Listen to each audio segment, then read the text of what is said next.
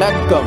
நீங்கள் இணைந்திருப்பது ஏஎன் செய்திகளுடன். முதலில் தலைப்புச் செய்திகள். 7 மாவட்டங்களுக்கு மண்சரிவு அபாய எச்சரிக்கை விடுப்பு. சீட்டை குடிவரவு குடியகல்வு திணைக்கள அதிகாரிகளிடம் ஒப்படைத்த டயானா கமகே.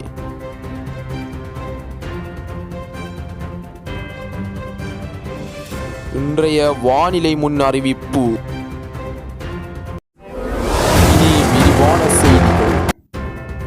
7 மாவட்டங்களுக்கு மண்சரிவு அபாய எச்சரிக்கை விடுக்கப்பட்டுள்ளதாக தேசிய கட்டிட ஆராய்ச்சி நிறுவனம் தெரிவித்துள்ளது. இன்று 19 அதிகாலை 3 மணி முதல் நாளை 20 அதிகாலை 3 மணி வரை அமுலாகும் வகையில் இந்த எச்சரிக்கை விடுக்கப்பட்டுள்ளதாக அந்த நிறுவனத்தின் சிரேஷ்ட புவியியலாளர் வசந்த சேனாதீர தெரிவித்தார். அதன்படி பதுளை மாவட்டத்தின் எல்லா பிரதேச செயலகங்களுக்கு 2ஆம் கட்டத்தின் கீழ் எச்சரிக்கை அறிவிப்புகள் விடுக்கப்பட்டுள்ளன. பதுளை மாவட்டத்தின் மேலும் 4 பிரதேச செயலக பிரிவுகளுக்கும் கண்டி, கேகாலை, இரத்தினபுரி, களுத்துறை, கொழும்பு மற்றும் கம்பஹ ஆகிய மாவட்டங்களின் 33 பிரதேச செயலக பிரிவுகளுக்கு 1ஆம் கட்டத்தின் கீழ் மண்சரிவு எச்சரிக்கை அறிவிப்பு வெளியிட்டுள்ளதாக தேசிய கட்டிட ஆராய்ச்சி நிறுவனத்தின் சிரேஷ்ட புவியியலாளர் வசந்த சேனாதீர மேலும் தெரிவித்தார். முன்னாள் இராஜாங்க அமைச்சர் டயானா கமகே தனது கடவுச்சீட்டை குடிவரவு குடியகல்வு திணைக்கள அதிகாரிகளிடம் ஒப்படைத்துள்ளார். நீதிமன்ற உத்தரவிற்கு அமைய அவர் தனது கடவுச்சீட்டை ஒப்படைத்துள்ளார். டயானா கமகேவின் பாராளுமன்ற உறுப்புரிமையை இரத்து செய்து உயர் நீதிமன்றம் அண்மையில் உத்தரவிட்டது.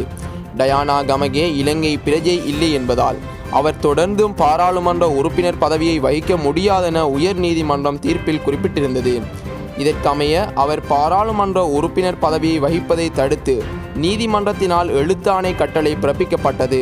இதனிடையே முன்னாள் பாராளுமன்ற உறுப்பினர் டயானா கமகே வெளிநாடு செல்ல தடை விதித்த கொழும்பு பிரதம நீதவான் திலின கமகேவினால் கடந்த 9ஆம் தேதி தடை உத்தரவு பிறப்பிக்கப்பட்டது.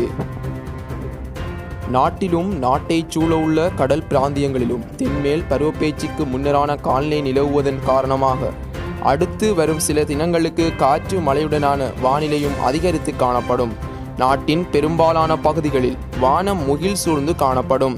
மத்திய சப்ரகமுவ, மேல், வடமேல் மற்றும் தென் மாகாணங்களிலும் அத்துடன் மன்னார் மாவட்டத்திலும் அடிக்கடி மழை அல்லது இடியுடன் கூடிய மழை பெய்யக்கூடும்.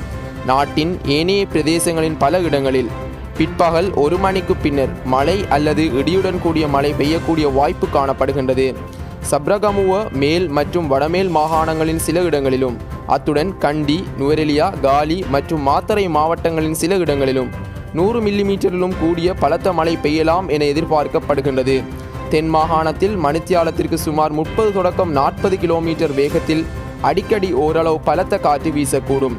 பலத்த காற்று, மின்னல் தாக்கங்களும் ஏற்படக்கூடிய சந்தர்ப்பங்களில் பொதுமக்கள் அவதானத்துடன் செயற்படுமாறு கேட்டுக்கொள்ளப்படுகின்றனர்.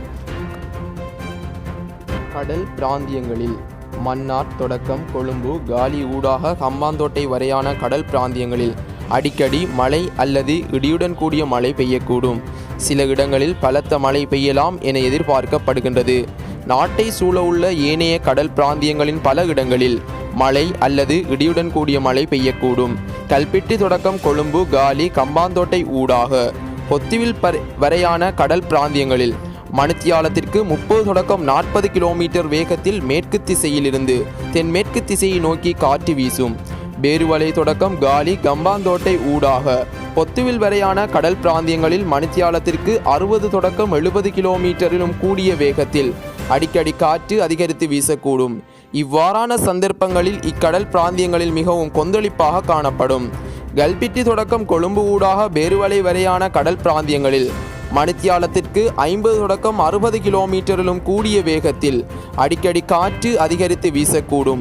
இவ்வாறான சந்தர்ப்பங்களில் இக்கடல் பிராந்தியங்கள் கொந்தளிப்பாக காணப்படும். நாட்டை சூழவுள்ள ஏனைய கடல் பிராந்தியங்களில் மணித்தியாலத்திற்கு 20 தொடக்கம் 30 கிலோமீட்டர் வேகத்தில் தென்மேற்கு திசையிலிருந்து காற்று வீசும். ஆனால் இடியுடன் கூடிய மழை பெய்கின்ற சந்தர்ப்பங்களில் பலத்த காற்று வீசுவதுடன் அவ்வேளையில் கடல் பிராந்தியங்கள் தற்காலிகமாக மிகவும் கொந்தளிப்பான நிலையில் காணப்படும்.